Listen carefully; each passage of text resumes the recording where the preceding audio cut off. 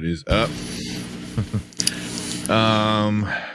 Yeah, man, what is up? We are the Spoiler Kings. We are live. I don't know, I'm having a brain fart. But yeah, man, we got a double feature for everyone today. We are talking about the new West Side Story, the new version, the Steven Spielberg directed one. And then we are going to talk about the original Spider-Man movie, the one from 2002. Man, I feel old. Wow. Yeah. So we're going to talk about that a little bit later. But yeah, man, you just want to jump right into West Side Story? Yes, definitely. So yeah. You are Tank, I am Will. Oh, yeah. And this is the this is the Dude, West Side Story part 1 of our movie review.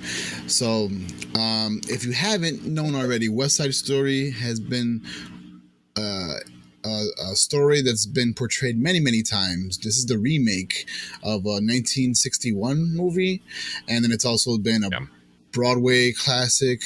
It's a modern day, in my opinion, Romeo and Juliet, right? Is that fair to say? Yeah. Everybody says the same thing. Yeah. The one from the 1960s was fairly problematic because the story is this white gang and a Puerto Rican gang, but in the 1960s everyone was white and then you had white people pretending to be Puerto Rican. So yeah, you're like, oh, Maria, and then she's like this white girl. Her real name is Betty Sue or something. Nah. Yeah.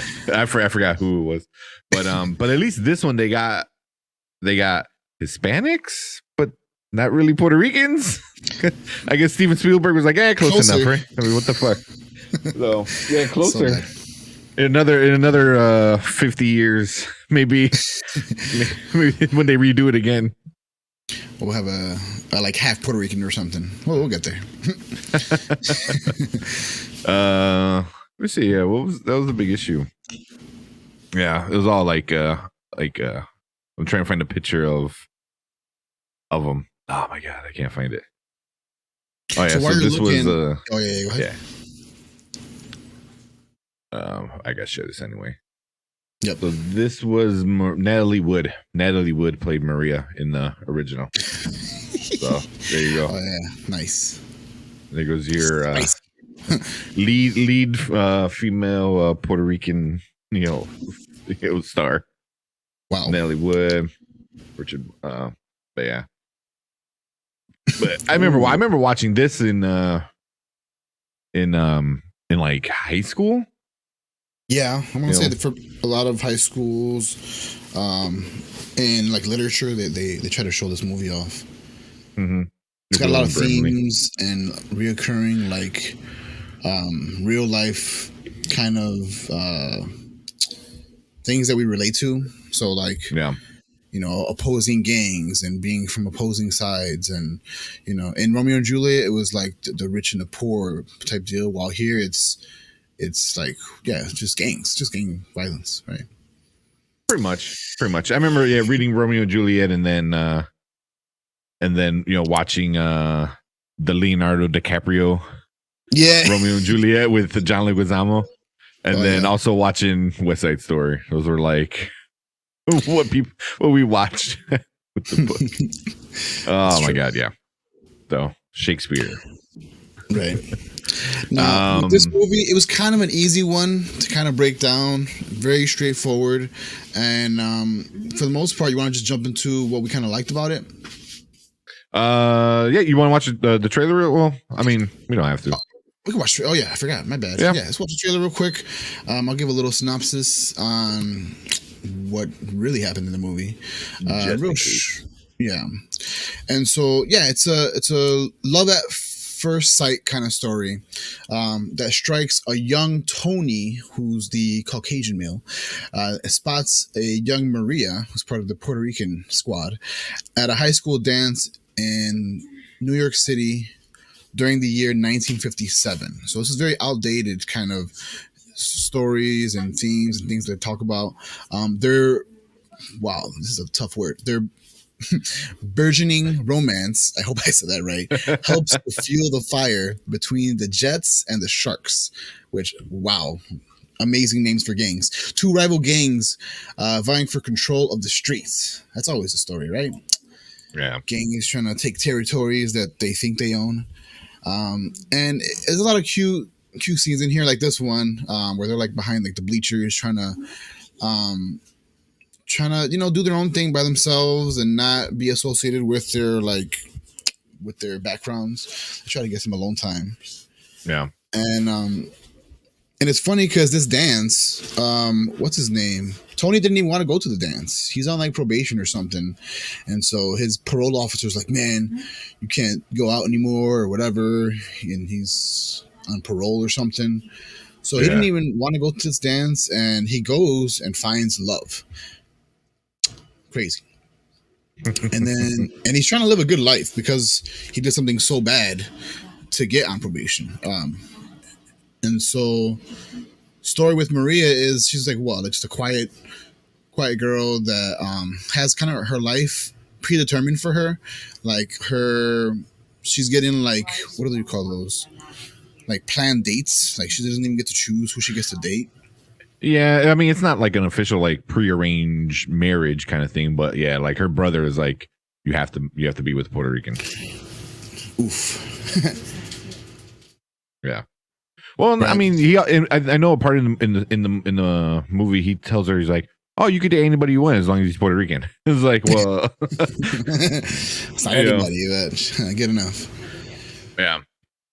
Yeah. So, but yeah, so there's that. Yeah, man. I don't know what else. Things that I liked in the movie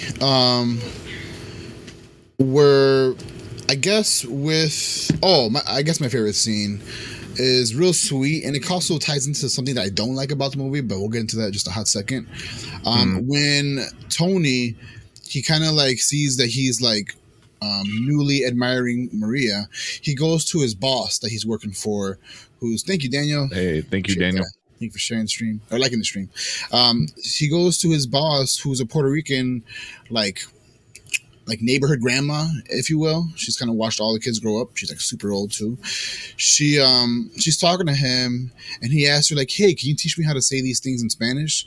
And they're like some cute like phrases that are real corny, but something like "you look so pretty," or like I don't remember what the hell he said, but it was I think it was like I love you forever, or I want to be with you forever, or something. I want to be with you forever. There you go. I want to be with you forever, which is like, whoa, you just met this girl. You for real? Thank you for sharing the stream. But thank you, appreciate it. I just thought it was nice that he's willing to go above and beyond to like express his ways that he feels for his girl. Now he was saying like, "Oh, I love her," and I was like, "Whoa!" Like, love was a pretty strong word, you know? But he was saying that, and I thought that was like a sweet moment. Another thing that I really, really liked or kind of stuck out to me is the scene. I mean, this is like a musical, right? They have a lot of singing scenes. So when the Jets, when they were in the police station and they're like locked in or whatever.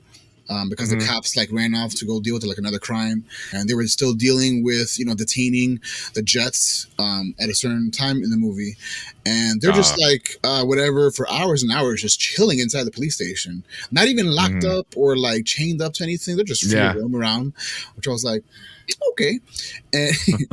And man, I thought it was hilarious when the cops come back. They trash the whole place, like there's papers everywhere. All documents are just so bad. It looks like my son went through that room or something. I don't know, but that was kind of funny. This is funny to me. And then I guess my last thing. Not that I didn't like this comment, but I felt like. It's kind of relevant to today with how a lot of people feel, and I'm not saying it's true because it's not. But a quote that kind of stood with me was when who was it? Was it Gino or someone when they were like, sooner or later the gringos kill everything.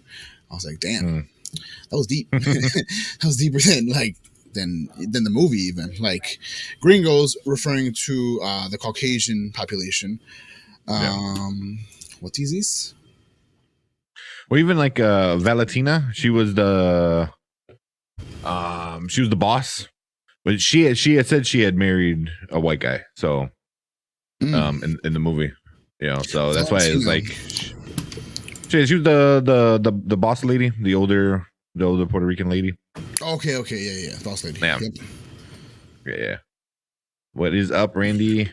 How you doing? Hi, special shout out to Randy. She shared us on the Dead by Daylight community page. Thank you. Shout out to you guys that are watching. Right now, we're talking about West Side Story movie review. We do all kinds of movies, usually blockbuster new releases, which just came out, and then right after this, we're gonna fast forward and talk about. Well, more like rewind. We're going to talk about the first Spider-Man that ever came out because we're kind of prepping for the big Spider-Man movie that's coming out. Oh, this man, I can't Thursday. Wait. Yay! Woo! Yeah, got a cheer squad over there for Spider-Man. But yeah, man, let's finish this because I really want to talk about Spider-Man, which is kind of funny. So those are my likes. What about you? What do you like about the movie? I mean, it's a Spielberg movie. Like it's Spielberg's first musical that he's directed. I mean, visually, this thing looked amazing. I mean, it looked insane. The big scene right here. This is like the classic kind of scene when you think of West Side Story is out on the balcony, in the alley kind of thing. This looked amazing. The fight scene. The fight scenes were really like pretty well done. Like very iconic looking. Yeah, but even like someone like are they gonna show it? Them like looking in the I'm not gonna show it. The church scene with them. I mean, it looked gorgeous. It looked like a Steven Spielberg movie. The acting, I don't know. Like the acting wasn't bad, but I don't know if it's kind of a dislike and a like at the same time because it's like they have to pretend to be back in 57, I think 1950s. Yeah. And and I get it. It's just like at one point does it become trying too hard and it becomes like cringy, but it's like, was that how people were back then? I don't know. It's just like a whole weird thing with that. I thought the singing was amazing. Obviously it has to be with it. I don't know many of these actors in it. I'm assuming they have to be all big like Broadway kind of people. I know the girl who played Maria, Rachel Zegler. This is like her first like real movie, as a female lead. I think it's her first like movie, like real movie ever. So I think she was in like a YouTube movie thing before. Oh, she was some shorts. Yep. Yeah, I think she's gonna be in like something else like Shazam or something like that. But so is she? Yeah. But I mean, for her first role, I thought she did really really well. Because I think the big scene for Maria is for me at the end of the movie. She has her like moment. And I think she pulled that off really well.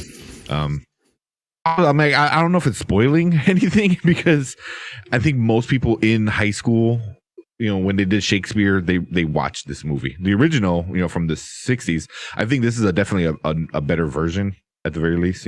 Like kids won't get too bored of it. Yep. But yeah, I always remember in high school, everyone always making fun of like sharks and jets and the stupid, finger snapping and all that stupid stuff. Yeah. Yeah, I remember. Yeah. With their knife fight, they're like just like poking at each other. It was like, what? So dramatic. Yeah. There's holding. So, yeah, but visually, I mean, this thing was visually awesome, but yeah, I mean, I didn't expect anything less than awesome from Steven Spielberg. But yeah, man, I mean, that's about it with my likes. Yeah, I mean, it looked great and sounded great. I mean, what else do you expect from a musical? I mean, the songs were I've heard them a million times. So "Want to Be in America" and stuff like that. So classic kind of songs. Either you love them or hate them. I think at this point. But you want to go into some of our dislikes? Yeah, you go first. What really stood out to you to where you were like, wrong move, Spielberg. I don't know. I mean, the acting, like trying so hard to be like you're in the 70s or 57 in the 50s. It was just like a little cringy, you know. I don't know, just the way they kind of just talked at parts. I was like, did people really talk like that? You know, I was like, I just kind of like, you know, and that goes for like this the very like exaggerated Puerto Rican accent or the very exaggerated like, you know, like Italian, Polish, whatever like kind of accent that they had like back then. It was like a New Yorker kind of accent. It was just like very exaggerated, and it was very like, you know, at times. But I mean, they're remaking a 60s movie, you know, with that. They're still trying to keep everything from there. You know, they're not updating it for, you know. So I think I wonder if he would have updated it to more modern times, would have been a little bit better. You know, like the same scenery as like In the Heights kind of thing, but you know, then you start bringing in like you know, the more like, you know, the white people, and then start that whole gang thing. I think that would have been a little bit more interesting rather than just rehashing the same thing that we've seen before. That was my thing. It was like, it should have been more newer, like, you know, like even like 90s, like 90s would have been cool, you know. Like, I mean, granted, it's not like it still would have been like 30 years old at this point, but you know, I think that would have been a little bit more interesting than something from 1957. That's you know, fair. I don't know. I just feel like that would have been it. It's just, I've seen this movie before, like legit, like, you know, it just looks prettier, you know.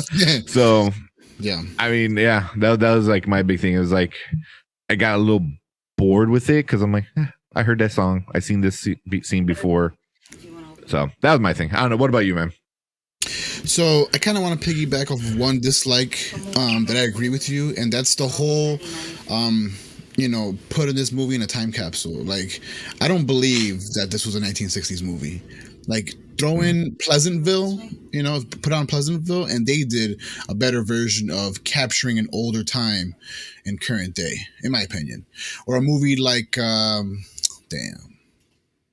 like The Sandlot or something. Like they can do things to where they can really, you know, give you that vibe from back then. I didn't really get that from here. I also think the chemistry between Maria and Tony wasn't so organic the way I tried to envision a modern day. Like, it was just like how you said, they were just regurgitating what was said in the 60s version. And it wasn't even done well. Like, even when Tony, in the very beginning, right, when Tony veers off, he wasn't even supposed to go to this party. He meets up with Maria, and like, they kiss so suddenly, and she was the one to do that, which was like, okay, power move, right? And a lot of times back in the days, women were not the aggressors when it came to, you know, engaging in intimate settings. So it was interesting to see her pull the first move. Did she do that in the 60s version? I don't remember. Remember it's such a crazy detail. I don't know, but I will say that rubbed me the wrong way. And then, like, kind of going back to what I said earlier about the grandma boss lady, when Tony was trying to get some like some translation for these like cheesy lines he was going to say to Maria, he used the word love, and I'm like, love, my guy. Like, I appreciate the, you know, the energy and whatnot, but you don't love this girl, man. You don't even know her. There was, for me, and knowing how movies are done today, story-wise, I would have wanted to see a little bit more, even as long as this movie was, right? 2 hours and some amount of minutes. I don't even remember. This movie was long. Two and a half. They couldn't just 2.5 hours. They couldn't just include like a little bit more building up, you know, to that like love that would make it more believable that these two would care about each other more than their respective backgrounds. Because it was weird. It made it weird for me, and like kind of took me out the movie when I noticed that spoiler, when something tragic happens later in the movie, Maria like should have been pissed at Tony, like, what the, and she was for half a second, and then but I still love you, like, get the fuck out of here. So it rubbed me the wrong way. I'm like, what's that about? It Yeah. just felt fake. It felt too much like a Broadway musical rather than a movie, just for the chemistry. The acting was like subpar. Maybe it was okay, but not for everyone. So a few characters really shined in this movie, and then some like were just super forgettable. Yeah, Like big time. who the hell was forgettable? The guy, like at the end of the movie that did the big thing. I can't even but not Bernardo. Yeah, Chino. Was it Chino? I don't know if it's Chino or it is Chino. Chino. Yeah, he Chino. didn't. He lacked like either lines, maybe delivery. I don't know. He probably should have had more lines, low key. Like not a lot more, but he should have some kind of intent for like the thing he did, or I don't know. Like I didn't see any jealousy or like any motives to come out of like the drastic ending that came from this. So I was like, huh? Like I get it, when supposedly you're in a gang, right? And someone, injures your homie, you're supposed to go after that opponent, right? The other gang, the rival gang. And I get that, right? This being a gang on gang movie, but it felt so forced, that part. I didn't believe these were two gangs. Especially with a name like Jets and Sharks. They couldn't update that. Well, that's the thing. No, they didn't update anything. It was just the same thing that we've seen before, just shinier. Mm-hmm. But going back to Maria and Tony, they didn't seem to have the chemistry. That I don't think there was just like something missing between them. Like I don't know. Like you can tell when there's like good on screen chemistry between two people. I don't know. I don't know. Maybe. I mean, the guy who played Ansel Elgort. I can't even pronounce his name. I don't even know where he's from. I mean, looking at his his past stuff, Baby Driver was the big one, and The Fault in Our Stars. He was in Goldfinch, so he's been in some like pretty big movies. So yeah. I mean, like Baby Driver was a pretty popular movie before what's his name got canceled. But yeah, I mean, Fault in Our Stars was like kind of a big one too. But yeah, I don't know. I just didn't see a good like interaction between them two. I don't know. I mean, it just kind of was. It seemed like it was just going through the paces rather than making its own footing. Like yeah. That was like how I feel. You want to go into our ratings for this one? Sure. Let me spit this out as quick as I can. So, over here at the Nerd Huddle, us two spoiler kings rate movies a little bit differently than how you're used to.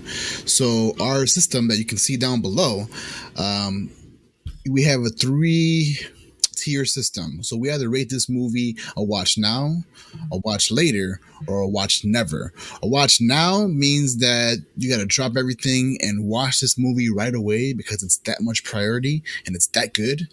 A watch later means it's okay, maybe put it on the back burner, watch it when it comes out streaming or something. And then a watch never means don't give this movie any time of day. Do not give your movie money because it's that bad. But with that being said, how do you rate this movie? So I'm gonna give this remake of West Side Story probably a later. I mean, if you love the story and you love the original, I mean, you'll definitely love this one, like without a doubt. I don't know. I just got a little bored of it at certain times, and I don't know if it's just because the songs you heard a million times in your life, so it was like, I mean, how many Family Guys made fun of it, South Park, Simpsons, they all made fun of like all these songs, at least the very popular ones. So it's like, I've heard it, I heard the parodies, I heard the goofs and the spiffs and spoofs off of it, like, so it was just boring at parts. I mean, that was just kind of my thing, but it was also like pretty good, like good to watch, good to look at. The songs were well done. It's just, I've heard them before. So I don't know. I mean, that's the kind of thing when you remake a classic. It's kind of like it's what else can you add to it besides making it look prettier? With the new technology. But yeah, I'll give it a later. I think it's worth a watch. When you got some time on the weekend, maybe even wait till it comes out streaming. I think that might be the way to go. What about you, man? So for the West Side Story 2021 movie that just came out, I'm gonna have to rate this movie a watch later, and it's borderline watch never. Oh wow. Yeah. So maybe it's my bias kind of coming out. I'm not one to really, and I know we've done a few of them, but I'm not one to really dig musicals just in general, because the whole stopping the storyline so we can, I know the music's supposed to progress the storyline, but in this one, I didn't feel like that. I did not feel like that. I felt like the movie was paused every time a song would come. I'll be okay, cool. Song, and me pull out my phone real quick. No, I'm kidding. I'd probably get kicked out of the theater if I did that. But just the fact that it was in theaters only, and I know we're trying to get back to normalcy, but I'm kind of liking the idea of maybe paying a premium or something so I can watch it at home when a brand new movie comes out. I really like that idea because I get to be in my couch or in my bed watching, on my big screen TV. And yeah, so I'm going to give this movie a later for sure.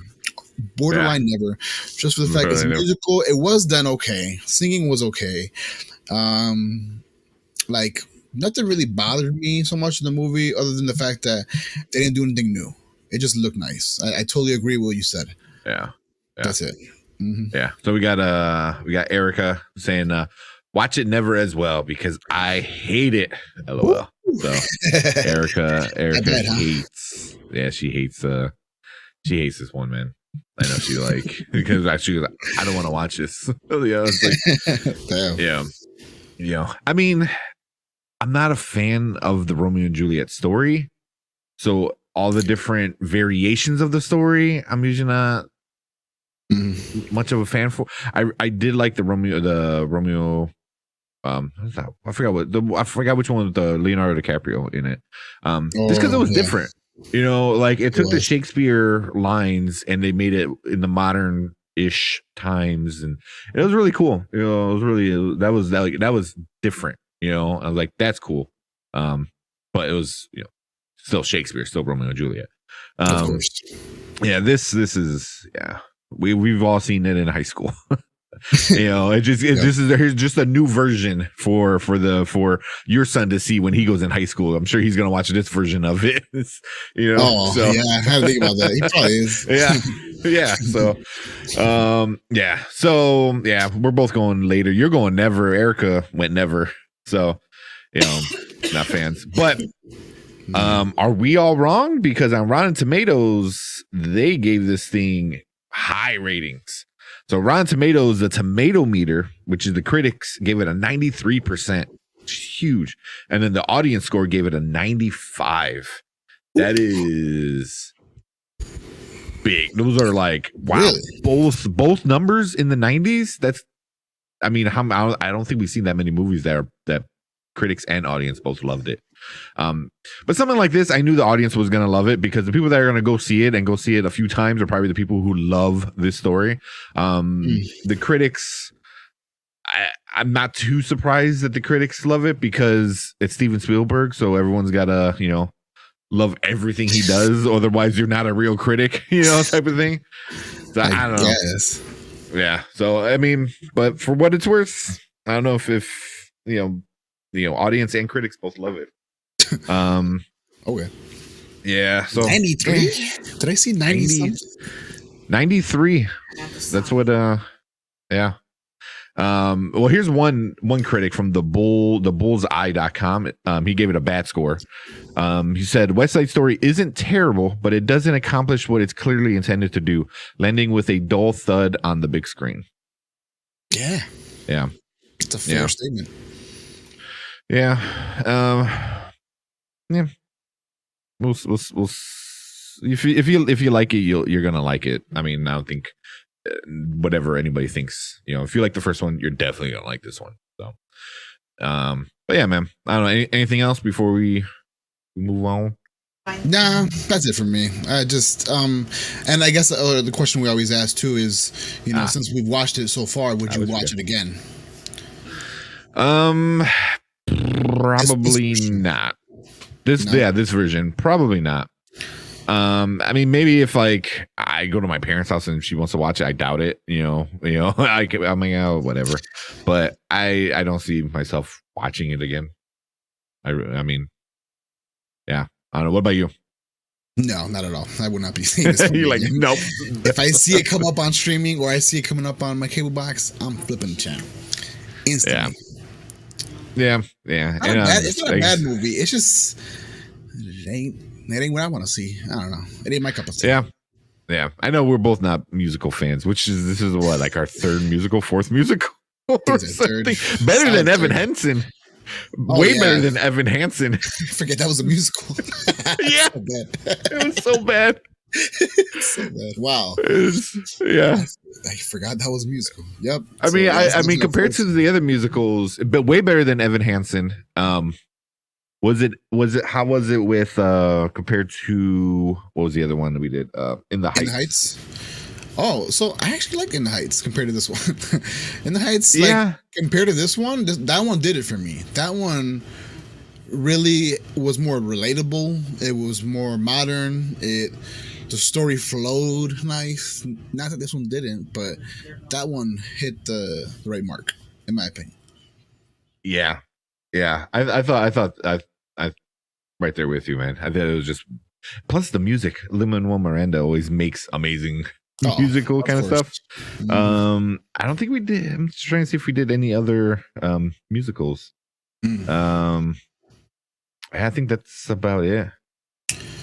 Didn't we do the Pixar one? Wasn't that a musical, or was that not? I mean, I guess, but Disney's always our musical. I mean, there's Luca, Encanto. I mean, they're musicals, but they're not like Broadway turn into musical, turn into movie kind of thing. Like those we done 3, but yeah, better than Evan Hansen. Not as good as In the Heights. So I don't know. Agreed. For the big musicals that came out this year, that's kind of our ranking. There you go. Yep. Yeah. So if you guys are watching live, make sure you hang out with us. We are going to do our next video, and it's going to be talking about Spider-Man from 2002, which is going to be awesome. But if you're watching our replay, appreciate you guys, and we'll see you guys in the next video. And later. Let's get talking about Spider-Man. Oh, man. So I wound up watching this one again. Obviously, we had to. And I was kind of like, I'm like, oh yeah, like excited, because I'm like, yeah, I kind of remember it. Obviously, I think Spider-Man 2 was the masterpiece. Because that one's like one of the best comic book movies ever, still to date. But this one was the first one. I don't know, man. What do you think about it? So like go back to 2002. Ooh. And like wow. How'd you feel when you first saw it? Let me change the question. How do you feel when 2002 back in was like high school or whatever, when it comes out for us? Yeah. What did you think about it? That's a good question, actually. So I actually vividly remember that whole day, how it played out. So at the time, I wasn't like a moviegoer as I am now. Like when I was in my younger years, preteen even, I watched little to no movies. Like I would watch a movie every 3-4 months in the theaters. So it was a big deal for me to even be at the theater, for one. And then 2, because I went so early, closer to the release date, they had a thing going on to where, obviously before COVID, right? They passed out these posters, these posters of Spider-Man that were exclusive, and they are worth a nice chunk of money right now. Are they? Oh, man. If you have the original one from that day, my mom threw mine away. I was so upset. Oh, no. We ended up moving from that apartment around that time. Yeah. But we got that day when I went to the movies. I also went with someone that I normally don't really go to the movies with, which is my dad.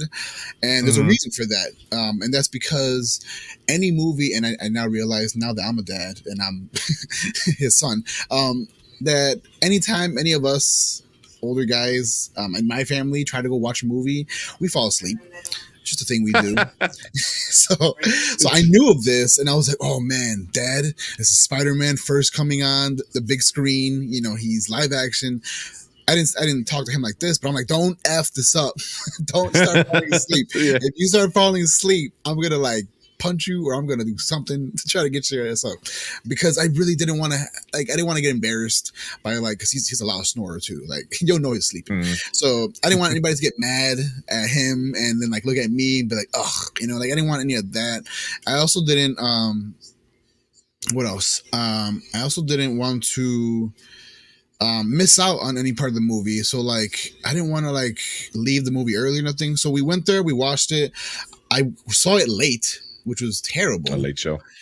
No, I missed the first few minutes of the movie. I got you. So I got there at the scene where when they're already at the school, or I'm sorry, at the where are they at even? Damn, the planetarium or something where the spiders are. Yeah, like one. No, there was like a museum or something like that. It was an expo, some kind of expo. Yeah. They're showing off like newer generations of spiders and all this, you know, biological testing and experimentation. They're showing off what's new coming to the world, you know. So they have these genetically mutated spiders, and then you know the whole story. One bites Spider-Man or Peter Parker, and the rest is history. Because that day, I remember that I was just so overjoyed, kind of like how I'm feeling right now. Actually, kind of it all comes full circle, right? Yeah. I just felt so magical. It was like the first time where I'm like, wow, I'm going to see something that I've been wanting to see on the big screen, and now I'm going to see it. And that kind of sets it up for what we're going to be seeing real soon, which is, you know, the whole multiverse kind of part of the whole MCU. And that's also amazing to see. Like, I can't wait to see that on the screen. I know you can't wait either. No, but that's kind of how my day went with the movie. I finished it. My dad did fall asleep.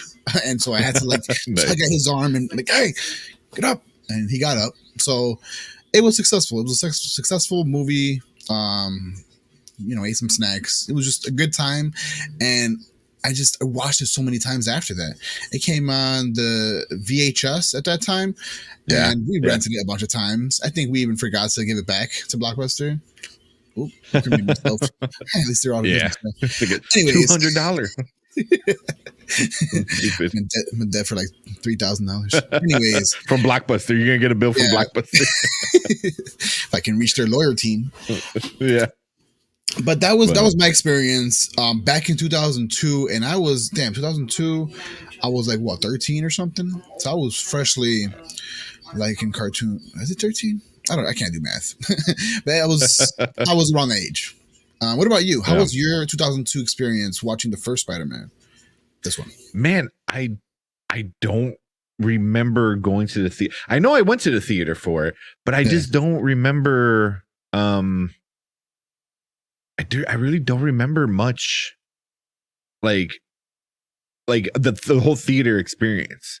I remember like being super excited for it, you know, because it was like one of the first comic book movies, you know, because I think we had X-Men by that time, and I hated it. Mm-hmm. So I was like, all right, here goes. Oh, I hated the original X-Men movies. They were horrible. You know, people love them. I'm like, they suck. You know, like they suck. They just looked really nice. You know. So, but this one, I was like, the trailers looked good. The costume looked amazing. And I just remember being like in awe for it. I don't have like super like vivid memories like you do of going to the theater and seeing it, but I remember it coming out, and I remember watching it a bazillion times. That's probably why I can't remember the first time, because I watched it like so many times before the second one even came out. You know, so it's super excited. But real quick, because you reminded me. We haven't seen the new one yet. Today, as of recording this live, the premiere started. So like red carpet premieres. So people have been able to see it, right? We haven't seen it yet, obviously. You're going Thursday, right? On the 16th, I believe. Yes. You're going on the 16th to see it. I'm probably going to go sometime in the weekend, obviously, for sure, to go see it. But as we're recording this movie, we don't know what's happening in the new Spider-Man. Not at all. The rumor is Tobey Maguire is supposed to show up. That's the rumor. That's what a lot of theories are. There's no proof, like he had, so we're not spoiling any of that because we don't know what's going on. It's just whatever, like we hear in the news. So by the time this comes out on replay, the movie will probably be out already. So yeah. But yeah, so I mean, yeah, it was just amazing. How you said you felt then, you feel now. It's crazy because it's like 19 years later, and I'm still excited to go see another Spider-Man movie. That there's a good chance that Tobey Maguire might be in it. My wife says she's gonna cry. She says she's gonna bring her phone in the theater, and when the time comes, she's gonna have Snapchat on deck, right? And so when Tobey Maguire, or if Tobey Maguire shows up on screen, she's gonna record her own facial expression. I'll try to throw that on here if I can. that'd be awesome. Right? Like a little short of it. That's right. And I definitely want to get that reaction. But like every year, I've been excited, like really excited. I love Spider-Man. I would never have claimed him as my favorite superhero, but he's definitely top 3 for me. That's for sure. I love his story. A real underdog type guy, and I just I don't know, like just first Spider-Man and this Spider-Man, I just feel that special magic in the air almost that I haven't felt in a while for a Spider-Man movie. I mean, I love and this is, I guess, a weird thing to say, but I loved every single Spider-Man movie that's coming out, even the cringy third one from Tobey Maguire's days. Like, my wife loves that one for all the dance. And geez. No. It had good potential. It just fix this damn door. Yeah. I mean, it had the moments. I mean, one of the biggest freaking memes of all time is the dancing, Tobey Maguire in all black with the stupid dancing. Yeah. That's forever. Like I wouldn't be surprised if Marvel does something like that. Like they kind of even reference it in the Spider-Verse. They reference that. So it's such a thing now where it's like it was so bad that it had its good moments, but yeah, we're not talking about number 3. We'll do another one about that one. Right. What Spider-Man is to you is what the Iron Fist is to me. Iron Fist. Yeah, I didn't mind the show. The show one. Yeah, right. Yeah. Spider-Verse was my favorite Spider-Man by so far. Oh yeah, for sure. And there was a rumor that Tom Holland was supposed to have a little cameo in that. That would have been cool. That would have been nice. Yeah. The show. I didn't hate Iron Fist, but we'll see what MCU does with it. I don't know. There's been a lot of rumors with the Netflix stuff coming in. The show got bad rap, but it did great build up for the origin. Yeah, I agree. It was okay. The second season, I don't know if you've seen it. Second season was way better than the first season, I thought. But yeah, so this Spider-Man. So what after watching the movie again, 19 years later, new set of eyes, how do you feel about this movie now? Oh, I still really enjoy it from start to finish. It's one of the movies that, like, even though it's an older movie, and a lot of older movies, I can throw it on the TV and then take care of business where I can wash dishes. I can, like, sweep and mop. I'll do something. For this one, I like to sit down and really watch every scene.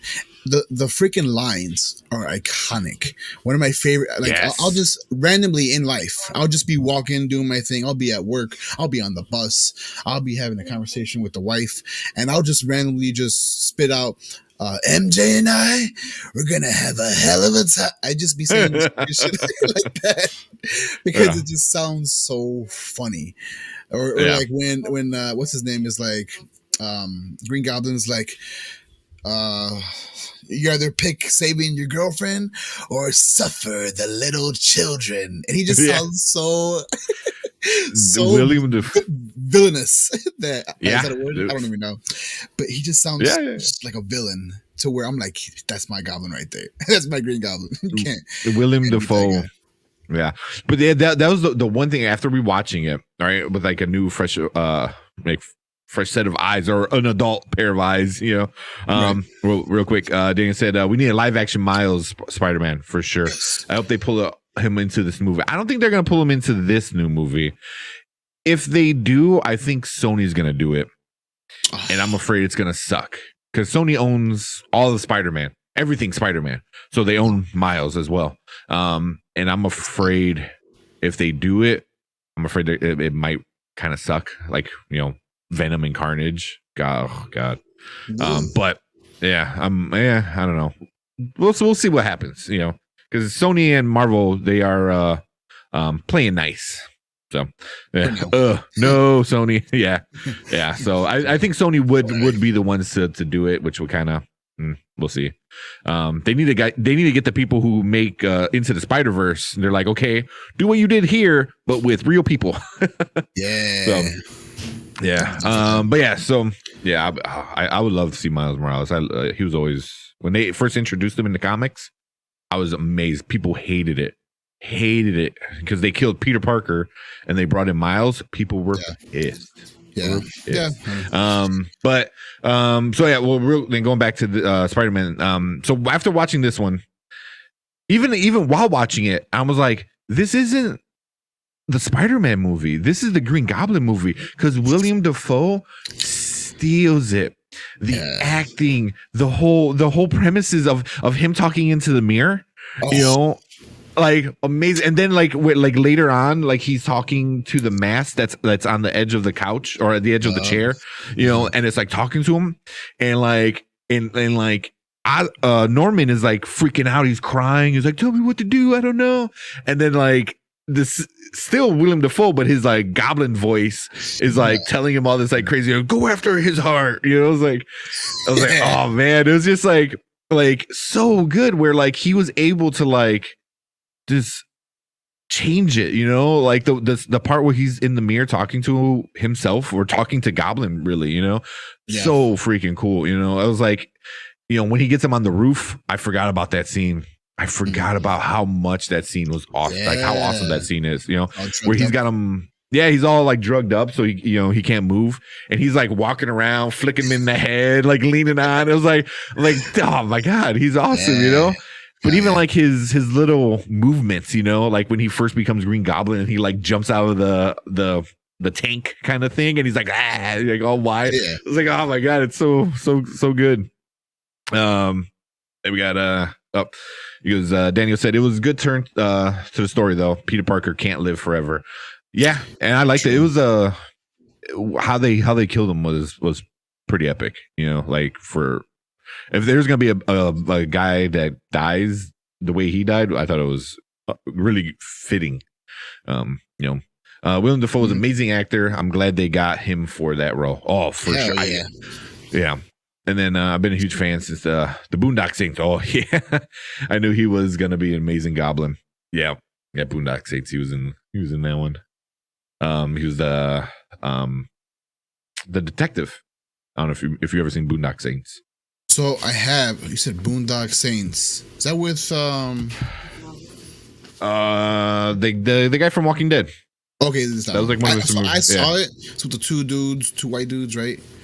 Yeah, two Irish guys. I saw it a long time ago. Oh, they're Irish. Yeah, I think they're Irish. Yeah. But I forgot he's in there. Like, that's crazy. Yeah, he's the one in the room, and he's walking around. And he's like figuring out what they do, and he goes, "There was a firefight." You know, Norman Reedus. There you go. That's the one. Yeah, that was awesome. But oh man, he stole this movie. You know, like I think even like the costume was amazing. You being able to see his mouth in Goblin's mouth. Like I'm sure that was like something that they just like, oh well, we'll have to deal with it. But for me, it's like I feel that's kind of like adding a dimension of that character, you know? It's because like here's Norman stuck in Goblin, you know? Because even when like he at the end of the movie, when he kind of like is pleading for like I don't know, like help or forgiveness. From Mercy. Yeah. Yep. You know, he takes off the helmet because he's not quite goblin. You know, I was like that. There's a whole like, and I'm sure, what's his name, the director, Sam Raimi, like probably thought about that. Mm-hmm. The FBI agent. Yeah, that's who Willem Dafoe was. FBI agent. Yeah. But yeah, man, I don't know. Well, I mean, what else? Any parts that you remember that you're like, oh yeah, I forgot. So it was, so I want to say this Spider-Man movie. Thanks, Daniel. Yeah. Thank you, Daniel. We appreciate that. For this Spider-Man movie, I really felt like for once, right? Like right before this, we had, like you said, the X-Men, we had Blade, we had a few other Blade comic book movies, right? But a lot of these were really male-driven fan movies. There was not too much women that liked comic books at this time when the 2002 happened. I'm sure there was a nice amount of them, right?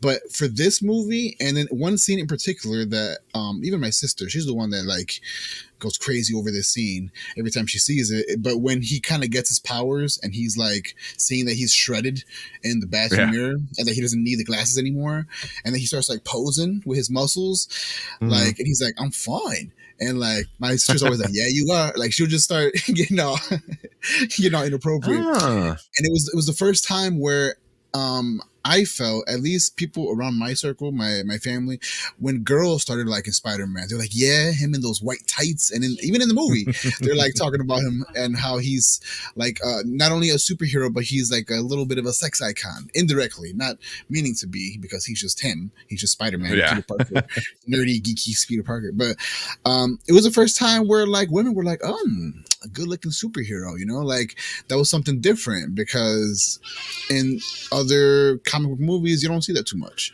It was, if women did go to these movies, they went, you know, forcefully with their boyfriends or husbands, and it wasn't like they had a choice. Almost, I'm sure they had a choice, but you know, just kind of talking out here.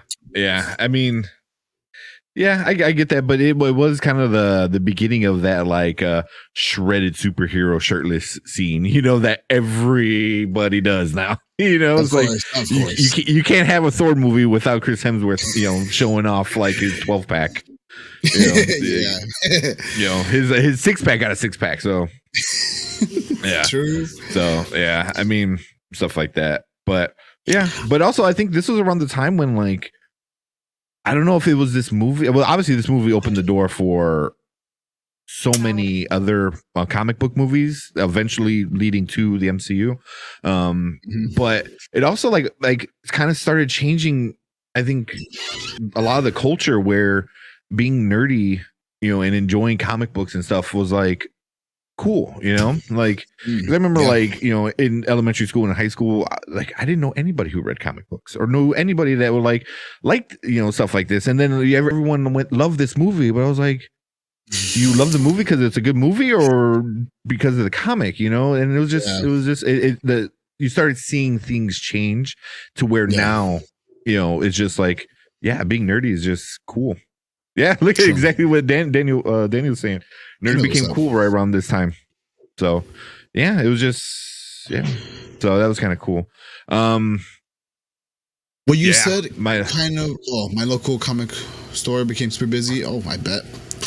Yeah. I was going to say around this time too, I found out something like behind the scenes kind of trivia. I found out that, which I guess you don't have to really do this, but I just thought that if you're going to get into the role of Peter Parker / Spider-Man, you got to read the comics. I heard that Tobey Maguire, when he was getting into this role, he was prepping and all that, he hadn't read a single comic since before filming. And I was like, what? You talking, you're going to portray my childhood hero that I've watched, collected comics, you know, with my brother, and you're not going to read the comics to get into character? Like, I know maybe that's doing extra. I'm sure you could watch some animated series. You can probably pick up, you know, something, some Game Informer. I don't know what you would do to really capture that, but I'm thinking like you got to watch the comics. I heard that he didn't do that. So nowadays you talk to Tom Holland and that homie did read the comics. Like, and it's almost like a standard that you got to like get into character by really reading the material or seeing the material in this case. So that was something that I cared about, and that I just remembered right now. What are you saying? Yeah. No, I oh, you're saying something. But yeah, I mean, it's kind of, I guess, kind of good and bad, because it's bad where you should know where your character's coming from and kind of how he is, but it's also good is because it was a slightly different version than Spider-Man. Like I feel like if he knew that the web wasn't coming out of his hand organically, like it was like, hey, like what, because like that was a big weird thing for me. I was like, why would they change that? I get it now. It was just, you didn't have to worry about him making anything. He just has it. So I'm like, okay, I can live with it. It didn't ruin the movie by any means, but yeah. And then Daniel said these actors should research their roles through the comics. That's why I think these newer actors do such a great job. Like the guy who plays Punisher, and the guy they got from Iron Fist, the John Barnthal. Yeah, he was amazing in it. But I mean, you get more and more people like they're reading the comic books. Like I think Chadwick Boseman said, he read a lot of Black Panther. Going in to see how important that character is. And then he realized like, oh, this guy's a big deal. And he said, Daniel said, these guys, I'm pretty sure read into their roles deeply. Yeah, now. Yeah. No. But also, I think back then it was kind of the first, so you really only need Sam Raimi to like know the source material. I mean, I don't know. It worked out really well, I think, at the end of it all. So what about this cast, dude? Tobey Maguire, Kristen Dunst, Willem Dafoe, James Franco, J.K. Simmons, who I don't think J.K. Simmons would have realized how big, like being JJ, would be in his life. like years later. Yeah, iconic. Cliff Robertson, Ben Parker, Joe Manganiello, Joe Manganiello. He was in this movie. He was Flash, Elizabeth Banks was in it. Macho Man was in it. I know dude, like Bonesaw. Dude, I mean, come on, that's super epic. That was like, that was like not. I don't know when Macho Man died, but that was super super awesome. With that 2011, so it was a little while. So you got to enjoy being a big star, but that was awesome. Like I thought that was super super cool. Who else was in it? Oh, and people that I forgot. Elizabeth Banks was in it, right? Octavia Spencer was in it. Watching it, I'm like, oh crap, Lucy Lawless. I mean, they had freaking Xena in it. Jim Norton. They had so many freaking people in this. What's that guy's name? That he's always in the Sam Raimi movies. He's like the usher. Bruce Campbell. Bruce Campbell. Man. Ash. He's always in movies with someone. Yeah. Ash. Yes, Ash Williamson. Yes, I know. He's in almost every single Spider-Man movie, or at least for the first few. Did he make appearances in newer ones? I don't remember. No, because he's Bruce Campbell usually does a lot of Sam Raimi movies. So Sam Raimi, I don't think did he direct the third one? I don't remember. But the first two he was in. Did he? Yeah, no, I don't remember, but I think he was in that movie, but he didn't. Sam Raimi, I don't think directed it. I think it was a big. Big deal about that. Heck of a roster. I don't think there's been such a rich roster for comic book movies up until then. Oh no way! Yeah, everything was always cheap, kind of B-list actors. Yeah, Ash. Yeah. Ooh, real quick, what was your take on MJ? I liked her. I'm not a big fan of Kristen Dunst even before seeing this. I mean, I think the only thing I ever remember seeing her in before this movie was Interview with the Vampire. Like that one? Oh, I thought you were gonna say another one. Jumanji. She was in Jumanji, but in her Interview with the Vampire, she was the little girl vampire that they convert. that's the first time I remember seeing her, and I thought she was cool. And Jumanji was like, she was cool in Jumanji, but obviously Robin Williams. Of course. So I was kind of like whatever about her. I didn't care too much. You know, she was supposed to be the pretty girl. You know, I think even now, while rewatching it, the screaming was a little much. I'm like, oh, you know, but that's just kind of how it was supposed to be. Till this day, it always in the comics, you'll see like the kind of dialogue that MJ uses.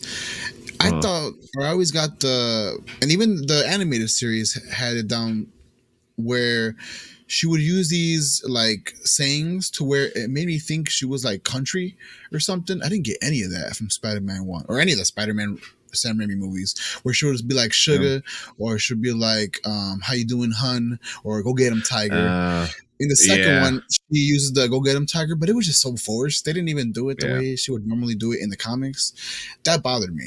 Like, also too in the comics, I remember her wearing a lot of like leopard print or some kind of like she'd wear like zebra print or something. And not that it was a big part of her her wardrobe. It didn't tell any story about her, but I just remember seeing that, and I'm thinking, oh, she's kind of like an extravagant girl that sounds more country than I think, and I didn't get any of that from the Sam Raimi movies. I wonder at some point if this ever gets another reboot, which I'm sure it will. I wonder if they will go with an MJ.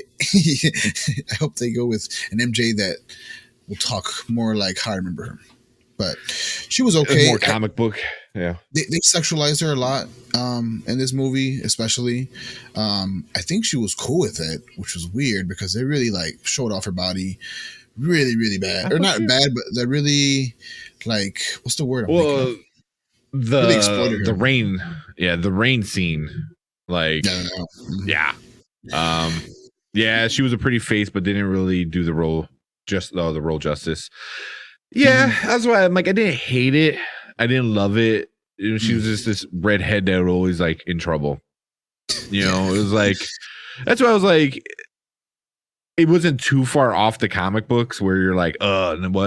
But it was also like not 100% accurate. It was like somewhere in the middle, which I didn't mind. And, you know, so, I mean, she's also like not the main character. She's like a drive for Spider-Man, obviously, but she's not, you know, the main character. But they definitely like sexualized her a lot in that first one.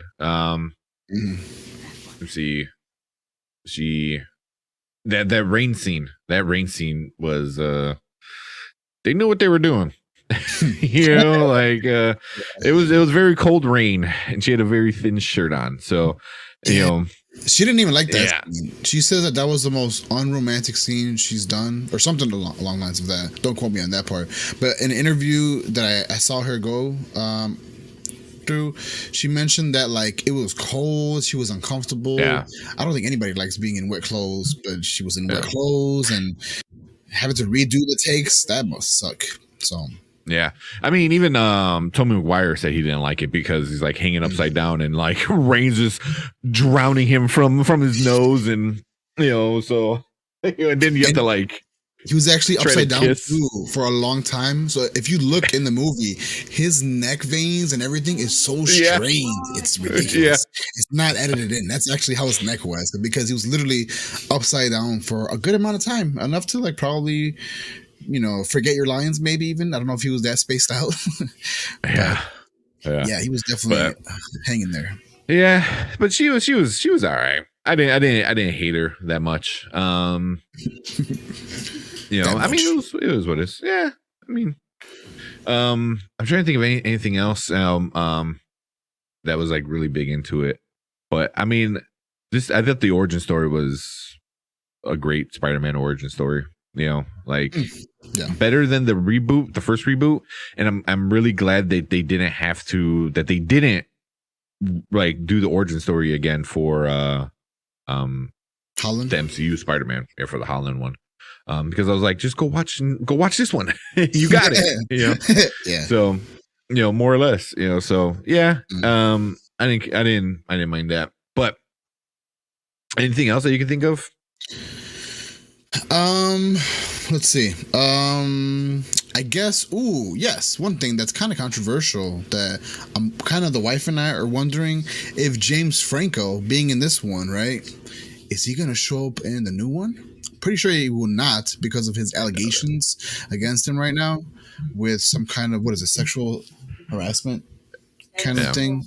He's been doing some questionable stuff with younger women, allegedly. Let me just throw that in there because I can't confirm this. No one confirmed this, but there are text messages and Instagram messages that have been circulating the internet that we're not going to get into, but where he was pretty much coaching, or he was trying to get with a younger woman that was possibly a minor.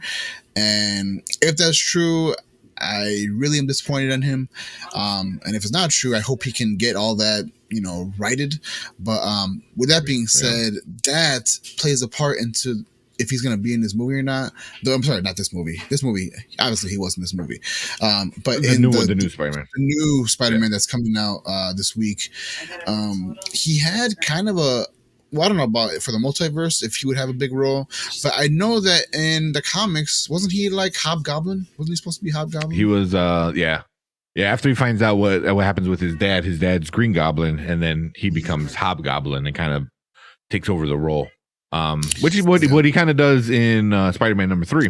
He becomes the unofficial Hobgoblin, which it didn't look good. The Hobgoblin, no. Yep, yeah. I don't see him coming back. I mean, no, at all. No, they're gonna. The MCU knows what they're doing. They're gonna take all the best parts of the previous movies, which Willem Dafoe, Alfred Molina, Jamie Foxx, and they're gonna be like, all right, here's these best parts of these movies, and then we're gonna modify them to make them even cooler, because they did the villain panel. I won't say villain, but the villain panel at whatever like Comic-Con that just happened and whatever. And it was those three, Dafoe, Molina, and Jamie Foxx. And they were talking about like that. They're like, Willem Dafoe is like, oh, it's the same but different. And I was like, oh, okay. I mean, I don't know what to fully expect, but I mean, just having those guys, I think is going to be super good back. I don't think James Franco is gonna. I don't think he's that great of an actor anyway. He just kind of plays, like kind of this like stone guy. He's like, yeah. It's like, But Daniel said, yeah, Hollywood is done with Franco. I'm pretty sure. Even his best buddy Seth Rogen doesn't want to be with him anymore. Yeah, he's just kind of, damn. Yeah, he's really good for stoner roles, which is what he was good. Pineapple Express, not the Dictator. What was the other one with Seth Rogen? Where they go to like North Korea or something like that. I forgot what it was called. Is it called The Interview? Possibly. I don't remember. I feel like there you go. Interview. Yeah, The Interview.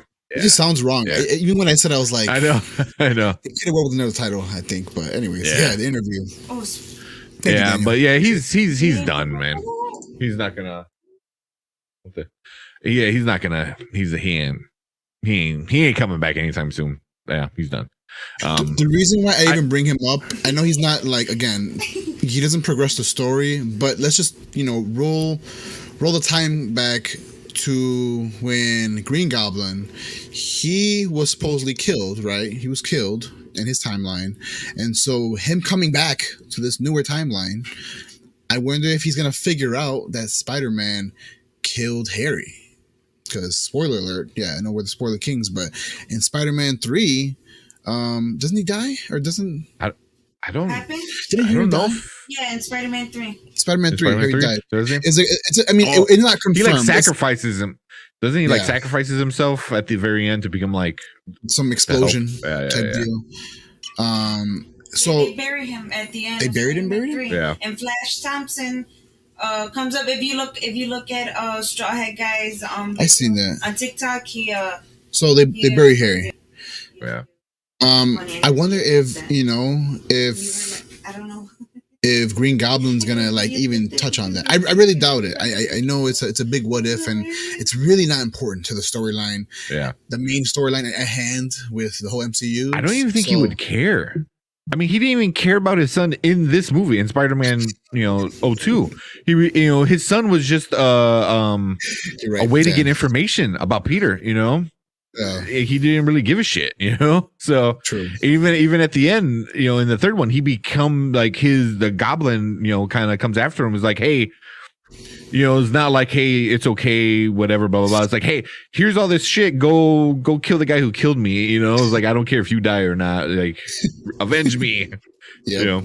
And the Green Goblin, remember, Spider-Man is Peter Parker, and yeah. Also, he does. Which well, he says, and will Green Goblin remember if Spider-Man is Peter Parker? I think so. Because you gotta remember. Oh, I don't remember if Jamie Foxx, but I know William Dafoe and Alfred Molina obviously both figure out that Peter is Spider-Man. Also, are these even the same exact characters from this movie? Are we getting the Green Goblin from this movie, or are we getting a Green Goblin from another universe? I think so. You know why? There's a line in one of the trailers where Alfred Molina is like, "You're not Peter," when he unmasks somebody when Tom Holland Spider-Man unmasked himself. Yeah. I don't know if he did that on purpose, knowing that he was mistaken the wrong Spider-Man, if he knew that information of another Spider-Man. But he takes off his mask while he's like upside down, like all detained or on whatever. The wall. Yeah, and so I want to say at least Molina knows that I think he's self-aware of himself and his timeline and the Peter that he was dealing with. I think that much can be confirmed. Green Goblin, good question. I don't know. That's a good question. I think they're gonna find out. I think Green Goblin is going to be the main bad guy in this one. I think because he just seems like he's tearing up a lot of shit. I think Alfred Molina is gonna be more like bad, but not big bad. They could be multiverse goblins. That's what I'm thinking. Is like, yeah. I mean, I don't know. Because like, at what point do they take him away from his universe? Like right before he dies? Like right before the glider is gonna stab him. Did they zap him at that exact moment? Same thing with Alfred Molina. As he's drowning, he just gets zapped out of it. So I don't know. It's gonna be a lot. If he's the main baddie, it's going to be a great movie. I think he is. Just from hearing what what he said in the panel was kind of a big one. Is he said for Jamie Foxx and for Alfred Molina, it's different. Where Green Goblin, it's personal. And he's like, it's different. I'm like, oh, so he's like, he doesn't. There's no reason. So it's like, it makes me wonder, it's like, are they going to find out that this isn't their Spider-Man? They're like, well, I guess, whatever, but, we can still take over. We don't care if you're not him or not, where Willem Dafoe's Green Goblin is going to be more like, no, you're Spider-Man. I have to kill Spider-Man, no matter what, it's like, he's like, I don't care, or does he become like, goes on a mission? Does he go on a mission and goes throughout the multiverse and goes after all the Spider-Men, at that point? He's like, I can kill a bunch of Spider-Man, I don't know. I mean, I'm so excited about what's going to happen that it's like, the chess pieces, but you don't know how it's going to play out. You know what I mean? Like, all these characters are there, and I'm super excited about it, and I think Kristen Dunst there's a rumor that she was on scene or on set for this movie, so she might show up too. I don't know, but I mean, we're getting a little way off topic because I know next week we're going to talk so much about the new Spider-Man. Definitely, for sure. I know me and Brian on Thursday. So if you guys are watching, go check us out on Did We Just Become Best Friends? Link in the description. Me and Brian are on Wednesdays. Excuse me. On Wednesdays, we're gonna break down the Hawkeye and then talk other nerdy stuff. So if Daniel, you're a big fan of like the nerdy stuff, come check out me and Brian. We go hardcore with the nerdy stuff. Oh yeah. But yeah, next week we're doing Spider-Man No Way Home, and I'm pretty sure we're just gonna sit here like with our minds blown. We're like, what? So I'm super excited. He's like, I'll be there. Yeah, it's gonna be fun. But yeah, man. So with these classic reviews that we do, it kind of got a little off topic, but the question that we do with this is, does it hold up still? So it's a 19-year-old movie. Does Spider-Man, the original first Spider-Man from 2002, still hold up in 2021? What do you think? Here's my answer. Yes, and yes. And here's the reason why. Touches on a bunch of tropes, as you call them. So like one is the whole, the whole tragedy of losing your loved ones and then you try to avenge them type deal. We get a little bit of that, right? And so that telling of the story is beautiful within its own. Then you get the whole Peter getting bullied in the beginning. Everything's so relevant to today. Like all of these things could happen today and it would still be a classic movie if they were to release this bad boy today, in my opinion. And then the whole storytelling and the whole, performance that Green Goblin does, like how you said, he kind of steals the movie, especially watching back. Yeah.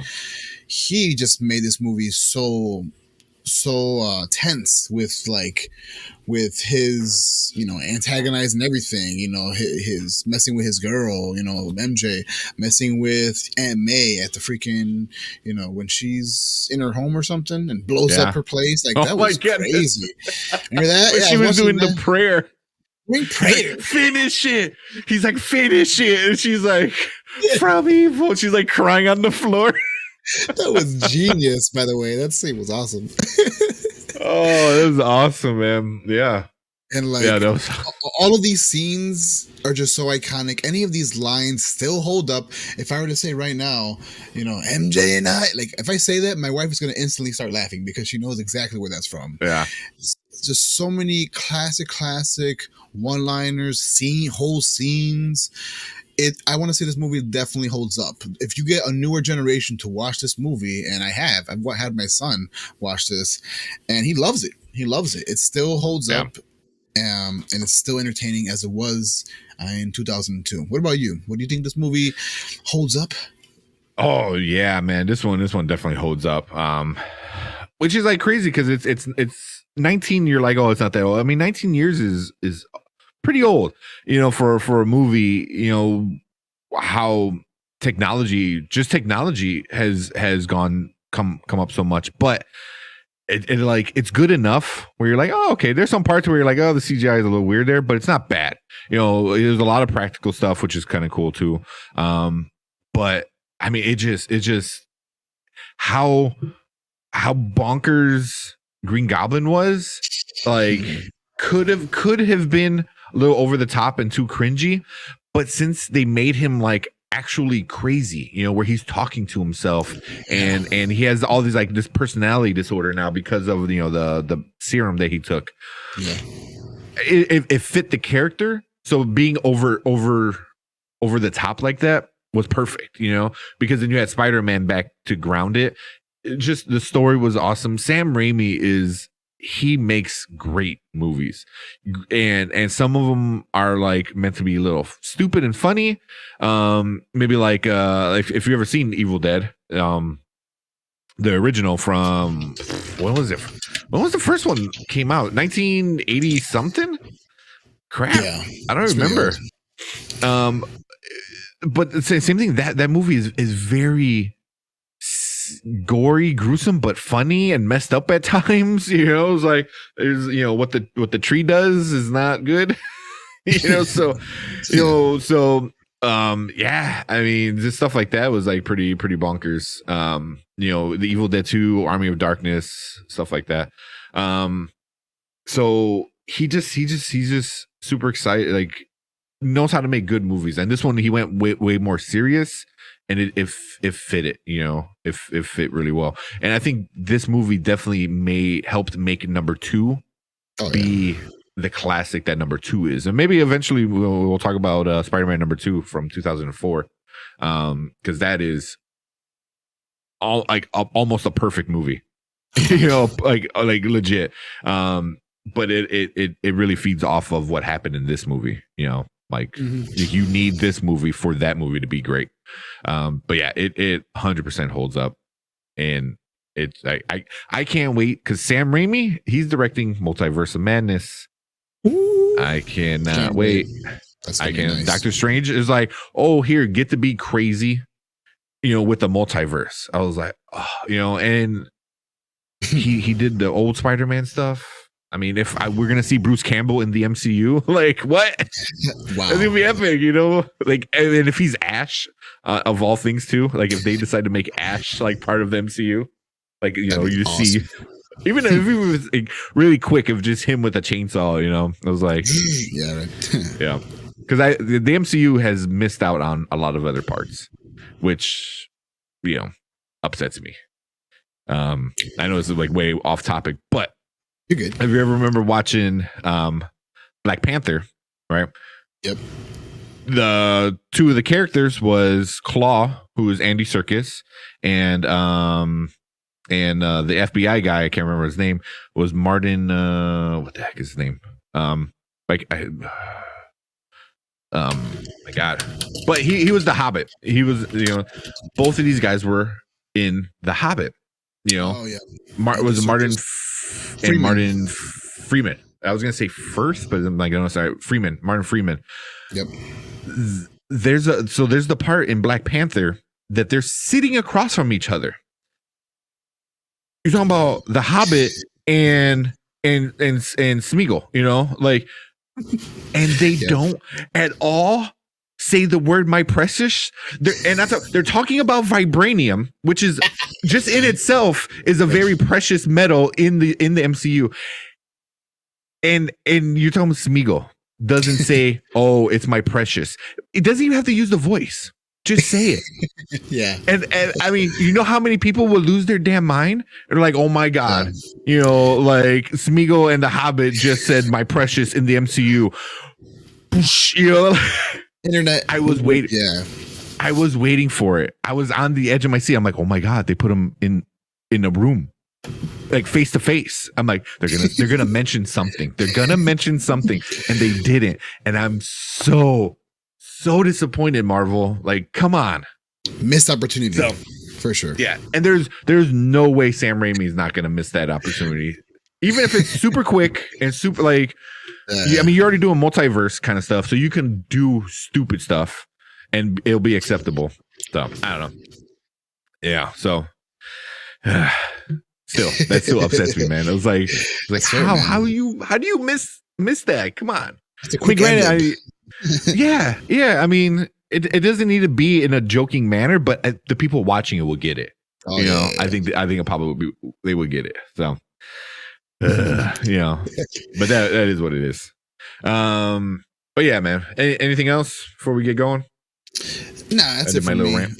I'm just super excited to have watched this Spider-Man movie, kind of getting me pumped up yet again, kind of getting those magic juices flowing, and really setting up what we got going this coming Thursday. What? I wish I was watching the 3:00 showing. That would have been nice. Get them early one. But I'm catching the movie at around 7:45, a little bit late, right after dinner. So okay, can't wait. Okay, and then you want to add on? Let the viewers know. Man, we're gonna do it. We're gonna do the giveaway. So if you're watching live, you still have a few minutes. So Daniel, if you want to go check out our video on, I think. Oh, did he? I don't know if he did it or not. If you want to go leave a comment, we're going to give away G.I. Joe in a few minutes live. But if you're watching the replay, you check that out on another video. But I think that's it, man. We're going to come back and maybe Brian might join us because I know he has a lot. He's going to have a lot to say about Spider-Man as well. But yeah, make sure you check us out on Thursday at the Did We Just Become Best Friends channel. And we're probably gonna definitely talk Hawkeye and get even more hyped for Spider-Man. So yeah, it's gonna be a great end of year. Oh yeah. You know, so especially for the nerds. Witcher's coming out, Matrix. Hell yeah. Oh my god. Cobra Kai. They just dropped the trailer today. Oh, I can't wait. Like I need a vacation just so I can watch all the shows. Yeah. Take a week. Yeah, just take a week off just to watch all the TV shows. But cool, man. I think that's it from us here. If you're watching live, stick around. We're gonna give away the movie. We're gonna give away Snake Eyes. So you can, if you're watching live and you're not entered, go enter. If you're watching on replay, thank you guys, and we will check it out later. All right, I'm about to cut all this up. Cut this. There we go. How do you like the? So we're in between shows, so all this is gonna get cut anyway. How'd you like this kind of stuff? Liked it. Yeah. I like kind of keeps you focused on when random folks come in. They'll be like, "Oh, what are you guys talking about?" Boom. I like that. That's what I was thinking. You know, they kind of boom. You know, the likes, dislikes, and then obviously the rating. We have our rating. Where we at? Daniel, make sure you go check out the Snake Eyes video. I'll link it in chat right now, real quick. You have to comment on the giveaway video. Mm-hmm. Oh yeah, I linked it there. I'm gonna get all this ready. Just give me a second. Oh yeah, man, I was super excited when they announced Sam Raimi was gonna direct Multiverse of Madness. Yeah. Well, first it was supposed to be somebody else. I don't remember who it was supposed to be. And he was like a scary movie guy. Who was?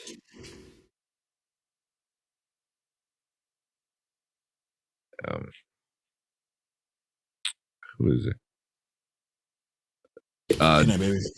Derrickson. Derrickson doesn't ring a bell.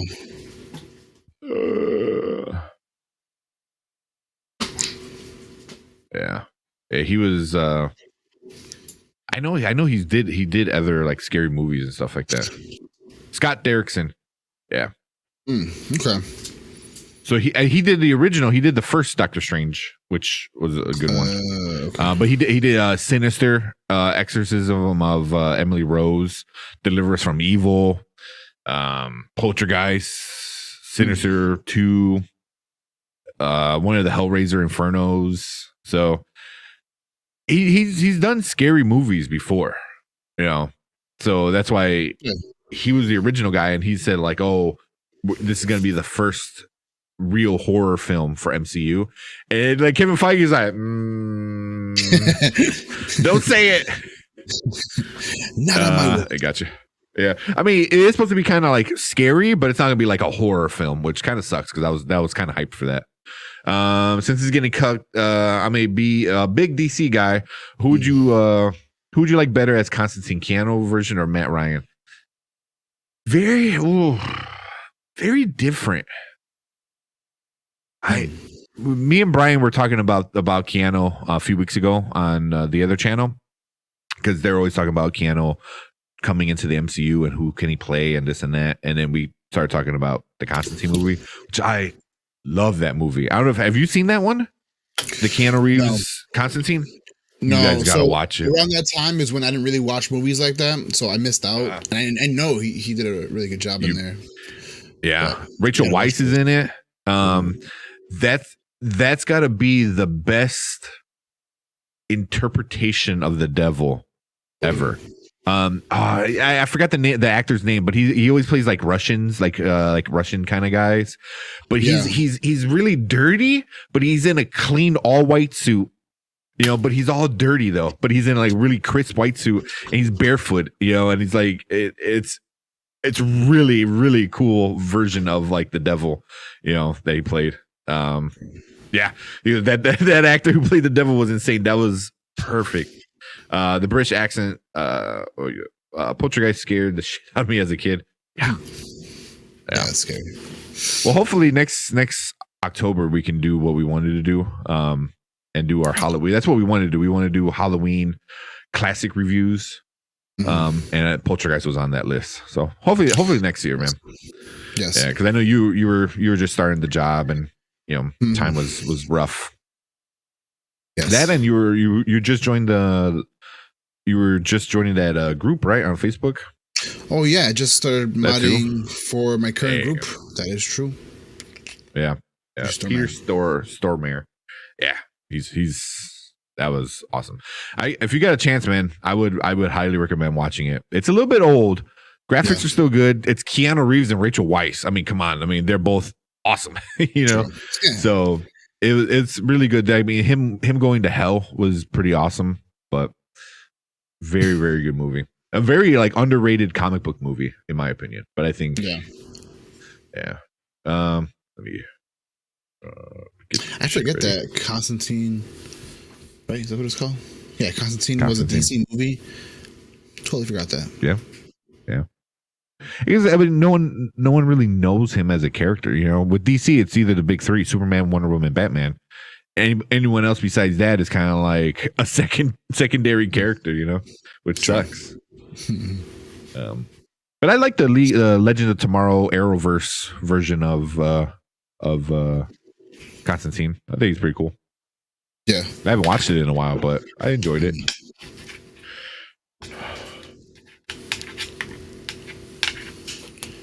Constantine. Yeah, one of your faves, huh? See, now I want to watch it. Daniel has really good taste. I've been noticing, talking to him more and more in the group. He's haven't said it already. He's another mod, just like me. Although he's OG, he knows. I mean, in my opinion, I think he knows way more about the game we play, and has been a part of the community longer. So, if I wanted some good advice for OG stuff in the game, I'd go to him. Then also in general, I've been noticing he's really cool. He knows his stuff when it comes to movies and media. It's good. Yeah. Super underrated in the DC universe. But when demons come and magical shit pops off, that was true. Yeah, I can see that. That's right, dude. It starts off with him doing an exorcism, in Mexico or something like that, and it's pretty awesome because there's the whole exorcism that you saw in Exorcist and Emily Rose, which are very more based in real kind of events, how people remember it. This was more of the gimmicky comic book stuff, and he's actually trying to trap a demon that's stuck in the body. The demon actually comes out, and it's pretty bonkers, man. It's really, really well done. I thought it was pretty cool. Yeah. I mean, I know you said it's pretty desensitized, or he doesn't mind stuff like that. They don't really curse. There's no sex scenes in it. The violence, I guess, would be the biggest thing, but yeah, it's worth a watch for me. That, and also Shia LaBeouf's in it, and he plays a character, and that character's name is Chaz Kramer. Nice. Yeah. So Chaz Kramer, not Chad, right? You said Chaz, not Chaz.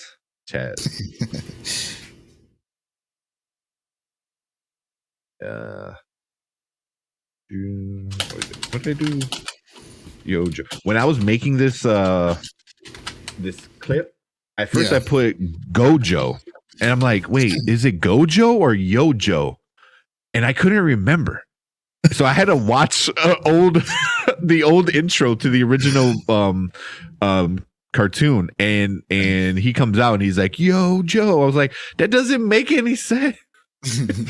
Why would you say Yojo? I get Gojo, Gojo. It was what? So yeah, that's kind of stupid. How many we got? We got 1, 2, 3, 4, 5, 6, 7 people. All right. The sad thing is he's cursed to go to hell when he dies because of all the shit he's done. Yeah. So basically, he sold himself to the devil, pretty much. Yeah. Okay. So yeah, he's like, he smokes a lot. He's like, I don't give a shit.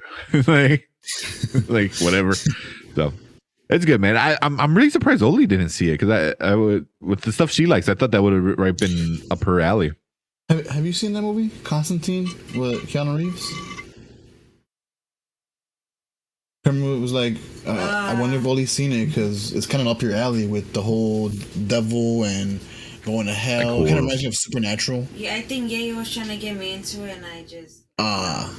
So I don't think so, no, because it is up her alley. I want to say it is up her alley, but it's one of those movies that kind of got pushed to her by someone that she wasn't trying to be influenced by or something. I guess, like, you know, when everyone's like, hey, you got to watch this movie, watch it. And you're like, nah, not because you said it. Now I want to not watch it. Yeah. It was I get that. So she hasn't seen it, which I don't blame her. I haven't seen it either, and I love Keanu Reeves, so I have to watch it at some point real soon. Yeah. I know, it's like, it's hard to detach when you're like, oh, that person likes it. Yeah. But I don't know. Yeah. I didn't watch it for, I guess, the same reason. At the time, around that time, I just didn't watch a lot of movies, so I still didn't get around to it. Yeah. He said, I'll share it with to you, Will. I'm pretty sure I have it on my Voodoo collection. Oh yeah, do that share, whatever it was called. I have the animated movies of Constantine. I didn't even know they had animated movies. It must be that good. I know they do have a version. It's like Dark. I think Justice League Dark, where not Keanu, but Constantine is the main person in that animated one, but it's more of the whole Justice League, not just Constantine. But yeah, that's super good. And then Keanu Reeves, man, he's having a comeback. I mean, like The Matrix.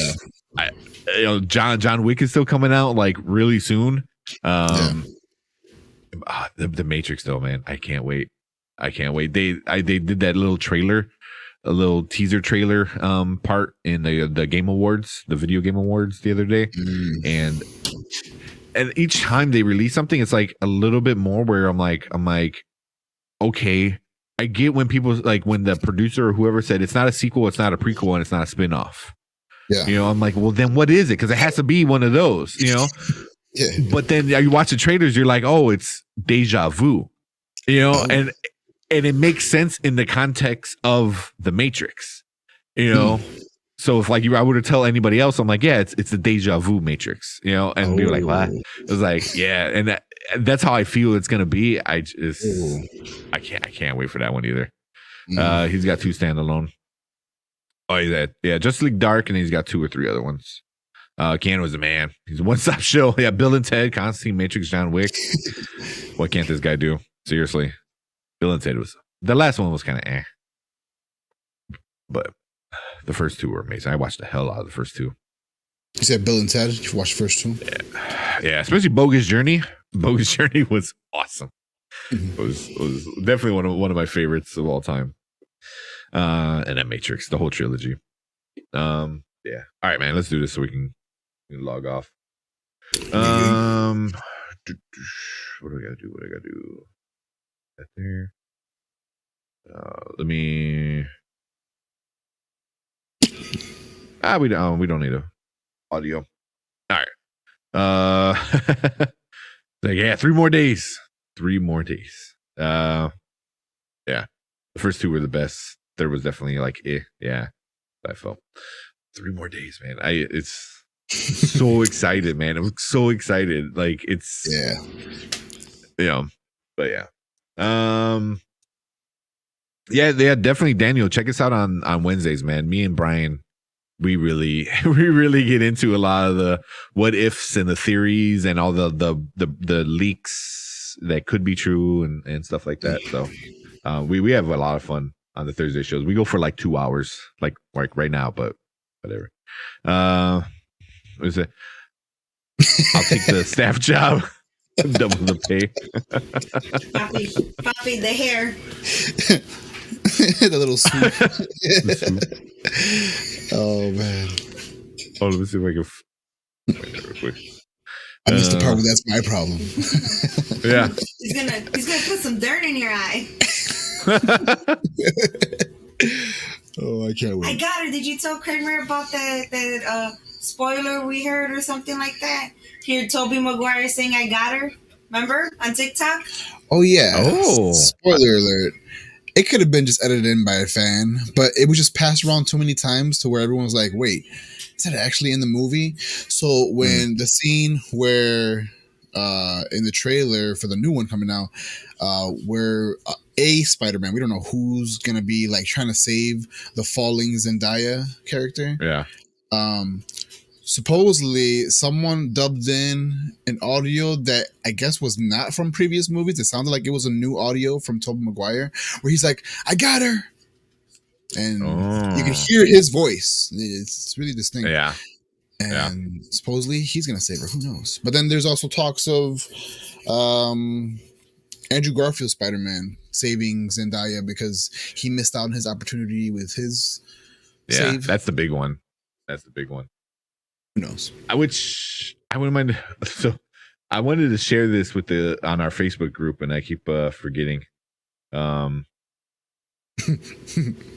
Yeah. So I'm seeing this a lot. The social media reaction embargo lifts at 10 p.m. Today. So a half an hour ago. So watch out for any spoilers. So literally, people can start talking about it like right now. So be careful, Daniel, and stuff like that. So if you don't want any spoilers, you need to avoid the internet right now, because everything before this was possible leaks, rumors, theories. So I never like I'll watch it and read it and see what people say, but I'm like, it's not confirmed. You know, now whatever people say is probably true. So I'm really gonna have to stay off like Facebook and Instagram and shit for the next day. Same. Yeah. Same. Oh, that's funny. I'm looking for a video real quick that had me like rolling. Crap. Watching it.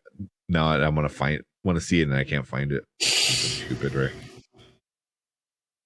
Nice. Daniel says, I'm only seeing this movie for the Doctor Strange cameos. That's my homie. So you're not big into Spider-Man? I liked what is it, Spider-Man 2.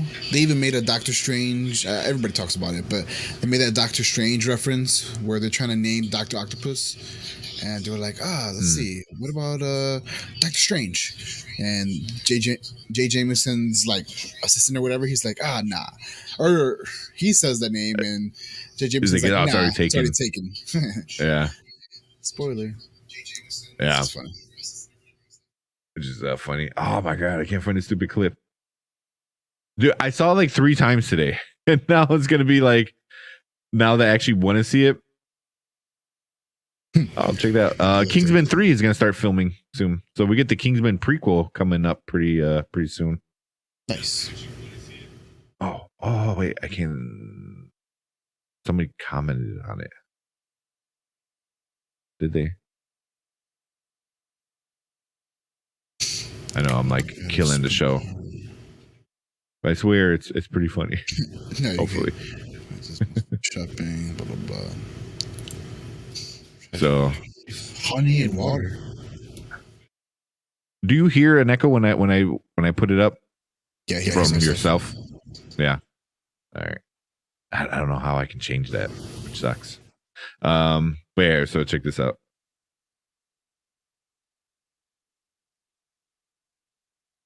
No audio. Why no audio?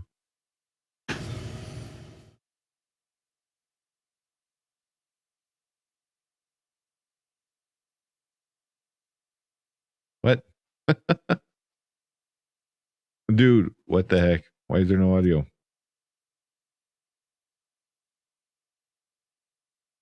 Go figure. Oh, I know why. I know why. All right.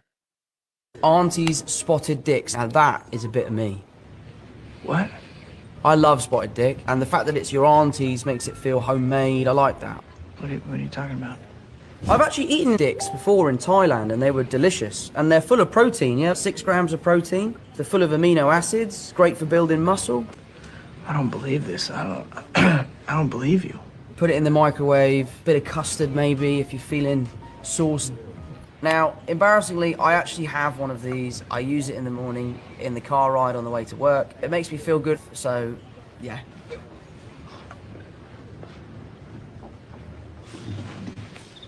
Right? How's the pie? I don't like it.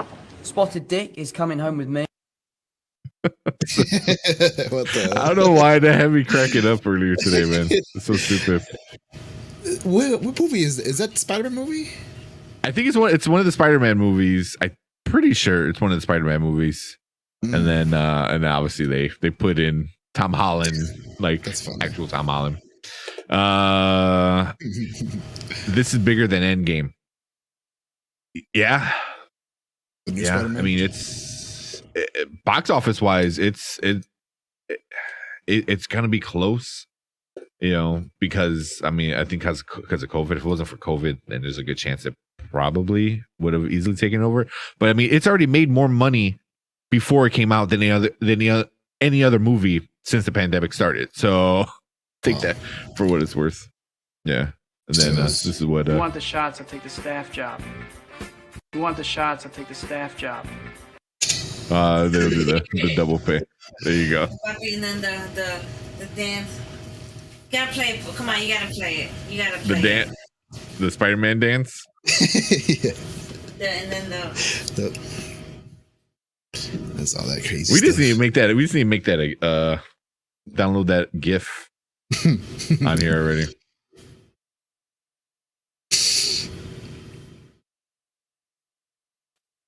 Yeah, it was just the stupid. It's so bad. I like Yep, there it is. He's not any cooler. Like he's just like that was my thing. It was like when he's like he wants to be like evil, but he's like all he does is just move his hair over, and then he just is a D-bag. But it's just I don't know. It's so funny. It's just so stupid. Yeah. Yeah. Yeah. I mean, that's why this movie is big, is because it's so cringy, you know? Like this part is like the stupid. It's with the eye makeup and shit. Oh man. Oh, there you go. A little hair flick. It was also during the emo days. When, right. Like late 2000s. Oh man. All right. Oh, let's do this for sure. Let's get this going. All right. Ready? 3, 2, 1. All right. Welcome to Spoiler Kings. We are doing our giveaway for Snake Eyes. So if you want to win the next movie, make sure you check out our giveaway video that we do every week. And comment the special keyword that we decided to do for that week, and be a sub and like the video. So you only got 3 easy rules you got to do: subscribe, like the video, and then comment the special word.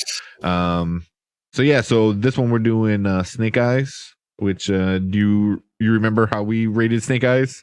So watch never. Yeah. From both of us. It's nice if it's a free movie and you don't spend any money. That's maybe the only time it would be a watch later. But yeah, so enjoy this freebie that we're about to give you guys. Everyone loves free movies. But are you a G.I. Joe fan? Then subscribe, like, and comment #YoJoe for your chance to win a digital copy of Snake Eyes. Yeah. Winner will be randomly picked Monday night during the Spoiler Kings movie review live show.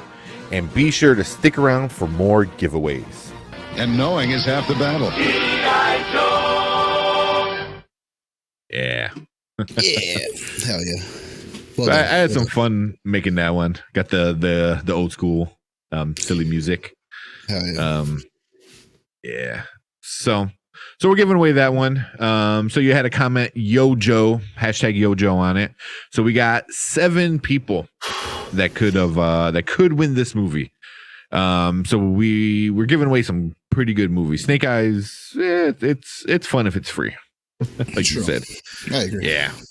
All right. So we got 7 people in running. So let's do this. All right. Ready and go. Good luck. What it's gonna be. Benjamin Clark. Nice job. Congrats. Congratulations. He did #Yojo. Good job at winning it. Thank you for entering, everyone coming in, entering the contest and being a sub to the show. We appreciate all that from you guys. Yeah, man. Make sure you guys sub to the channel and look out for the next giveaway. I think our next movie that we're going to be giving away is Reminiscence. I was going to say Constantine because we've been talking about Constantine off air for a while. But no, it's going to be Reminiscence with Wolverine himself, Hugh Jackman. And look out for that short tomorrow. Coming out tomorrow. It's going to be released tomorrow. Sounds good. Cool. So make sure you guys are subbed and check us out there. But congrats to Benjamin Clark. Good job winning Snake Eyes. But yeah, thank you guys. Anything else before we head out? No. Have a great night. Thanks for joining. Yep. All right, guys. Yep. Later. Here we